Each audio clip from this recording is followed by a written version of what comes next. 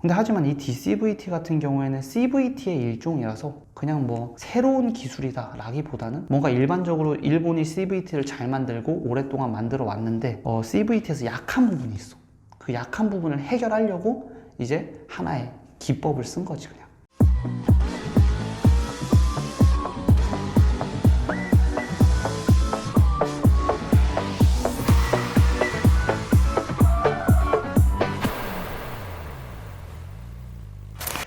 여러분 안녕하세요. 자동차 지식 채널 카놀로지입니다. 이번 영상에서는 토요타 하이브리드 시스템 중에서 이제 연비 향상을 위해서 CVT를 탑재를 하는데 이 CVT의 문제점이 있어요. 그래서 이 CVT의 문제점을 해결하기 위해서 나온 바로 DCVT에 대한 기술 설명을 하려고 합니다. 이 DCVT는 2019년 서울 모터쇼에서 우리가 함께 봤었던 렉서스의 UX에 탑재되어 나올 그런 트랜스미션이라고 합니다. 그러면 토요타가 왜 이 DCVT를 만들었을까요? 먼저 토요타가 계속적으로 사용해 왔던 CVT 같은 경우에는 효율이 되게 좋은 장점이 있는데 초반의 저속과 후반의 고속에서 매우 안 좋은 효율을 가지는 이런 문제점이 있었어요.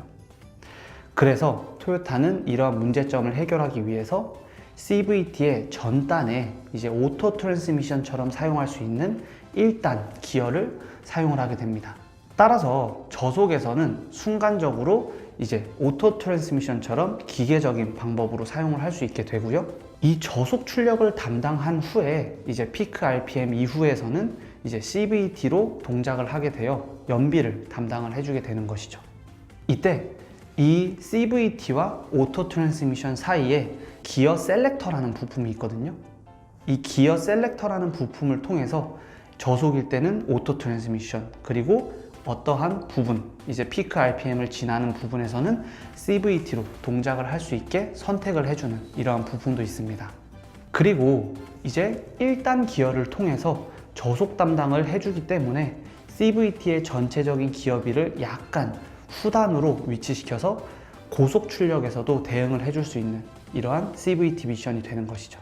이러한 전체적인 DCVT의 로직에 따라서 1단 기어에서는 이제 기계적인 오토 트랜스미션으로 사용을 하게 되고 이 이후에 CVT 미션을 사용을 하면서 전체적으로 효율적인 구간에서 작동을 할 수 있게 이러한 트랜스미션을 완성하게 되었고요.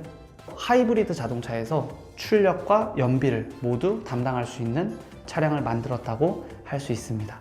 그리고 이 CVT에는 첫 번째 기어와 두 번째 기어의 크기 왔다 갔다 하는 차이로 이제 출력을 만들어 주게 되는데요. 힘이 필요할 때는 출력을 높여야 되잖아요. 그렇게 되면 엔진에 물려 있는 회전수를 훨씬 더 높이게 되면 같은 회전을 할 때 출력이 훨씬 더 큰 힘을 낼 수 있게 됩니다. 그리고 반대로 고속이 필요할 때는 이제 출력축에 있는 엔진 출력축을 조금 더 작게 만들어주게 되면 엔진의 회전수 대비 출력축의 회전수가 높아지기 때문에 고속주행 역시 가능한 이러한 CVT 방식이 되는 거고요.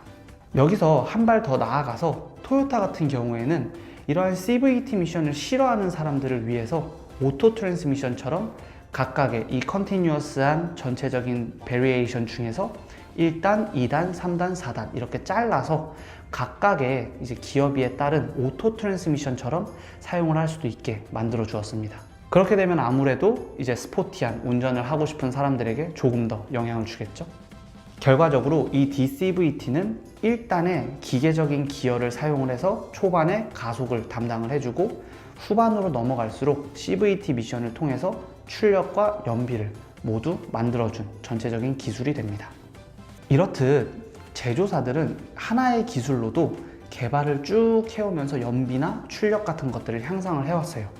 예를 들어서 오토 트랜스미션의 경우 4단 기어에서 5단 기어, 6단 기어, 지금 8단, 지금은 이제 10단 기어까지도 만들어지고 있거든요.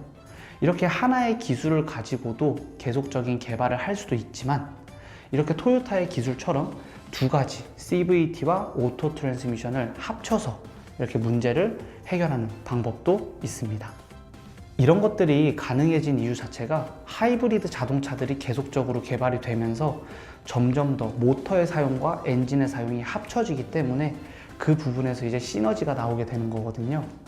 그렇기 때문에 앞으로도 이러한 트랜스미션 같은 경우에도 많은 변화가 생길 거예요.